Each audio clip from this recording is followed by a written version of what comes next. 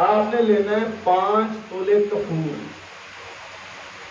5 تولے کپور، 1 پاؤ پھرگڑی سفید، 2 لیٹر مٹی کا تیل، اسٹیل کی باٹی لے لیں، اس میں کپور ڈال دیں، کپور ڈال کے اس کے اوپر 1 پاؤ پھرگڑی پاؤڈر کر کے ڈال دیں، اور اس کے اوپر مٹی کا تیل ڈال دیں 2 لیٹر، اور اسے کھلی جگہ پر اوپر سے ماچس کی تیلی لگا دیں۔ یہاں آگ لگ جائے گی، کوئی ٹینشن والی بات نہیں ہے، کہیں گے تو میں صبح ہی پریکٹیکل کر دوں گا، اوپر تیلی لگا دیں گے تو آگ لگ جائے گی۔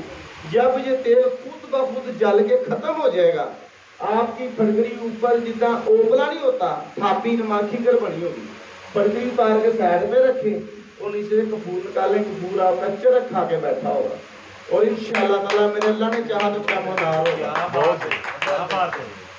وہ کپور اٹھائیں، 1 تولہ فاس، اس کے چاول کاٹ لیں۔ میں نے اپنے بابا ایکسپیریمنٹ پہ چاول کاٹنے کا طریقہ بتایا ہوا ہے۔ فاس کے چاول کاٹ لیں، کپور کو کھرل میں پاؤڈر کریں، 1 چاول اٹھائیں، کپڑے سے صاف کریں اور چاول کپور کے سینٹر میں دے دیں، اور اوپر اس کے بھی کپور ہو، نیچے بھی کپور ہو، اوپر اس کے ڈنڈا رکھ کے نا وہیں پہ ہلکا سا دھواں چھوڑے گی، فاسفورس گیپ ہو جائے گی، تحلیل ہو جائے گی۔ اسی طرح کرتے کرتے آپ نے 1 تولہ فاس 5 تولے کپور کو دے دینی ہے۔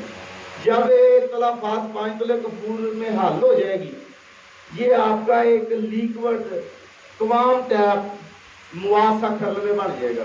جب اس کا دھواں شواں بند ہو جائے، اسے وہ شیشی نہیں ہوتی براؤن کلر کی، وہ لے لیں، یا پیرکس کی سینٹیفکس کو سے ایسی شیشی لے لیں، اس میں یہ مواد ڈال کے شیشی کو تیار کر کے چاولوں میں دم پخت کر لیں۔ یہ طریقے فہیم بھائی نے بھی بتائے ہوئے ہیں، دم پخت کرنے کے میں نے بھی بتائے ہوئے ہیں۔ اچھا، ایک بندے کو سیمپل کرنا نہیں آتا، مٹی بنانی نہیں آتی، وہ بھی کیمیا پہ تنقید کرتا ہے۔ اچھا، اس کو دم پخت کر لیں۔ جب دم پخت کریں گے نا 15 سے 20 منٹ، 25 منٹ، جب نکالیں گے وہ آپ کا تیل بنا ہوگا۔ اب کیا کرنا ہے، اس تیل کو کپور اور فاس کا آپ کا تیل کیمونات جاری واسی تیار ہے، اس میں نیلا ڈپ کریں، ڈپ کر کے پاؤ آدھا کلو کولے دہکا لیں۔ جب کولے دہک جائیں، یہ کولے اس کے سے کولے سے 6 انچ اوپر چمٹی سے پکڑ کر نیلا ڈپ کیا ہوا ایسے ایسے گھمائیں، ہلکا سا سیک دیں، تشویہ دیں۔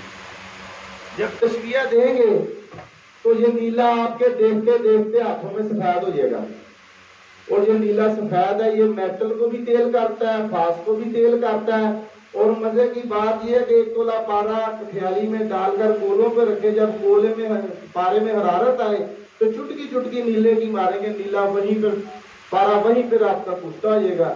چکر کھاتا ہے نہیں کھاتا، سونا بنتا نہیں بنتا، ایک بار یہ کہ یہ نیلا میں الحمدللہ امراض فریضہ پہ، گردوں کے آرٹینل کینسر پہ، برین ٹیومر پہ اور کئی معاملات میں نے ایسے ایسے مریض دیکھے جن کے اجزاء بگڑ چکے تھے، اللہ نے مجھے کامیابی دی، اس میں میرا کوئی کمال نہیں۔ یہی نیلے کی خوراک آدھا چاول میں دیتا ہوں۔